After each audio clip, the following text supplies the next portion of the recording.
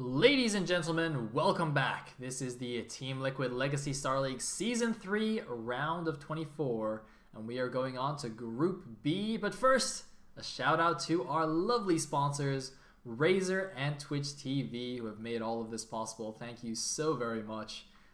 And I hope everyone goes and supports them. Get Twitch Turbo, buy Razer stuff. It's all good stuff. Yep, I strongly agree with that. We are eternally indebted to these guys for making this happen, and hopefully we can provide them with great return by providing you guys with a great stream. And so it's basically brilliant all around. But yeah, big thanks to all those guys for supporting this fantastic tournament. And we're about to see yet more talent in the form of, who have we got in the first game, Sal? We are going to have Modesty versus Zaraki, a ZVZ on Destination. It's going to be cool. It's going to be very, very cool. Destination, I hesitate to say it. There's not really anything particularly fancy you can see in ZVZ out of the map in particular. It mainly just makes a difference because of the air spawn distances. So the map doesn't have too much of an effect on it, but you never quite know what you're going to see. But I would expect Zaraki is going to come out on top of this. Modesty, whilst a good player, doesn't have quite the pedigree of Zaraki in the foreign scene.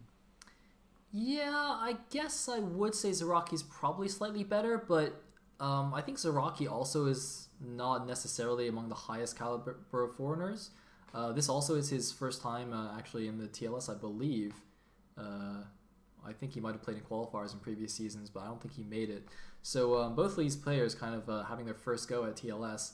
And yeah, I think it could be an interesting match here. You know, a lot of Zerg players also have particularly good ZVZ as well. Yeah. But Zaraki doesn't necessarily strike me as one of those players, nor does Modesty actually. So I'm really not sure how this is going to go. And again, yeah, as you said, as for the map, you know, generally mirror matchups, it's not a huge deal. I have seen some interesting ideas on destinations, such as instead of taking your natural, you take the third base that's across the bridge, because air distance wise, it's actually exactly the same. And so you can kind of like sneak an expansion, and even if he scouts it later, when you have air, it doesn't matter because you're close enough anyway. So you can see a few interesting things like that. But, well, I'm not sure if either of these guys will try anything like that this game. We'll have to see. We might have to wait for Michael to pop up. Indeed, indeed. I'm sure Michael will have very entertaining things to show us today. I just want a Sunken Rush. That's it. Then I'm happy. Just one Sunken Rush. Yeah. Imagine if he does it against Andre, Sunken Rush is ZVT. That would be beautiful, wouldn't it? It could work against Andre. You never know. Hey man, it's happened, hasn't it? Somebody, yes.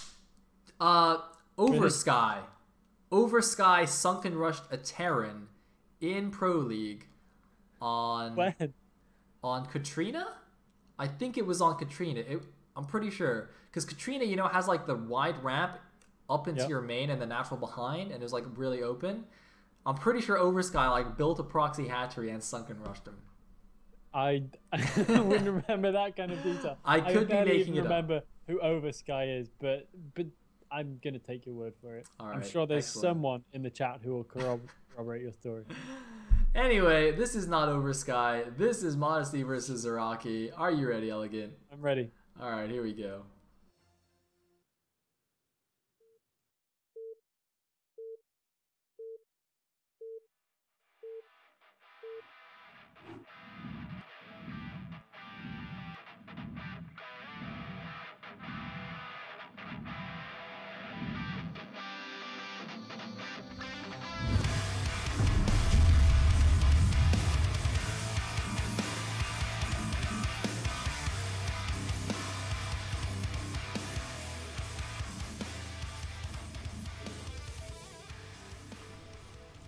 Here we go at the 12 o'clock position. As the red Zerg, we have Widow Killer, who is Modesty. And at the 6 o'clock position, as the yellow Zerg, we have Assas Zaraki. Yes, we do. And this being Zerg v Zerg, it's all going to happen in a flurry of micro, and it's going to be pretty intense. For anyone who is less experienced in ZVZ, it's usually over pretty quickly. It can be. It's not too rare in the foreigner scene for you to see quite a lot of games decided at the Zergling stage. Elegant. Listen. Andre has linked me to Oversky's Liquipedia page in the chat, and in fact, one of his notable games versus Freedom on Katrina 2007 Shinhan Bank Pro League, where he defeated Freedom with a proxy hatchery sunken rush. Yes! I don't remember who Freedom is. I don't know Freedom either, but who cares about Freedom? Oversky's the guy you should know. He's the one who sunken rushed. That's probably why nobody remembers Freedom. Because he lost to a sunken rush. Although everyone remembers that loser who got gateway. Pogju. I like how you knew who it was before I even said anything. You didn't need to say anything. I knew what you were thinking, Elegant. It was Pogju. Poor guy. Okay, for anyone who doesn't know, Pogju famously got a Manor Pylon. So he played a PvP against Bisu. Bisu Manor Pyloned him and then went Horror Gates, which is built 2 gateways in his main using the Manor Pylon, and then killed him using Zealot's built in his own main. And after that game, I believe Pogju retired from professional StarCraft. Yeah. I'm not even kidding either. He actually retired after that game. I think was that his single televised game? It might be. Oh, that's so heartbreaking. It's also a bit sad when you watch that VOD, because he's clearly in such a state of absolute panic.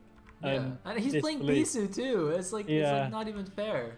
He was just sent out for fodder, and everyone knows it. He was there to die, which he did, in a way for which he'll be always remembered. Hey, I mean, at least he's famous, right? You know? Yeah. I mean, I bet you a lot of these pro gamers who were decent but not amazing, we probably won't remember them. But Pogju, we will never forget. Freedom. Like Freedom. We'll never remember Freedom, but we will remember Pogju. Yeah. Anyway, we have a hatchery going down in the natural expansion for Zaraki, whilst meanwhile Modesty is going for a more offensive spawning pooly kind of style, making his lower already, so he's not going for any kind of early link speed, so he's not going to be doing anything too aggressive, just making a few links, just making the bare minimum which he needs in order to make himself safe, maybe do a tiny little bit of poking around, but nothing too significant. And they're both just kind of chilling. We now have no lair as of yet for Zaraki, making the lair a little bit late right there, but not too late, making 6 links for himself instead.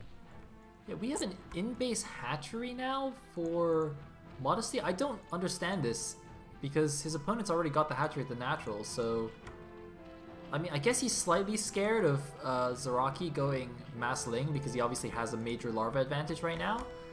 But I mean, this feels like he's gonna it feels like he's gonna be forced into a situation where he has to do some pretty significant damage before the second gas gets up and running. But on the other hand, I have seen players do this in-base hatchery and then get a third hatchery at the natural later on if he is playing for the long game. And that is, I guess, safer, because you can see there's a good number of Zoidlings coming out, and off the one hatchery, Modesty wouldn't have actually really been able to defend the natural anyway. So perhaps that's actually the correct choice. Yeah, I think it can work out. This is an interesting situation for Zaraki though. He's just kind of running backwards and forwards with his lings. But this is a little bit unfortunate that the Modesty has been forced into making a creep colony when he's defending so deep. You wouldn't want to have to spend the drone and the minerals. I'd imagine he's not going to make that into a sun colony unless he knows he absolutely has to. But even still, that's fairly expensive at this stage. That's cost him a drone, and that's cost him another drone's worth of cash as well. So not too ideal, and that's a little bit strange since he's defending at the top of a ramp as well. I find that a bit of an odd choice. He must be very, very worried about his opponent's link count.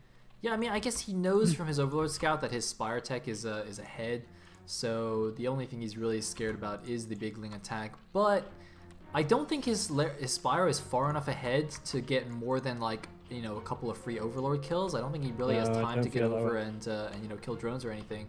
So he's going to be in a bit of an interesting situation going forward. I do think he probably has a little bit more gas at least. He's got, what is that, 7? Yeah, he's actually got significantly more gas than his opponent because he took it much faster. So maybe he's going to try and rely on that to get a big air lead early on, but it's still going to be interesting.